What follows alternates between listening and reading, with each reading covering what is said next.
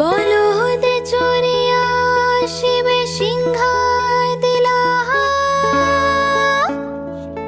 আর সিংহাসনে মর্তেতে বাজিয়া উঠল ঢাক।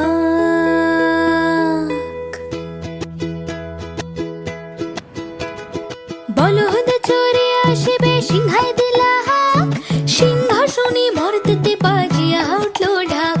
শিবের সঙ্গে কার্তিক গণেশ লক্ষ্মী সরস্বতী আশ্বিন মাসে বাপের বাড়ি আসেন ভগবতী। বলো গৌরী এলো দেখে জানো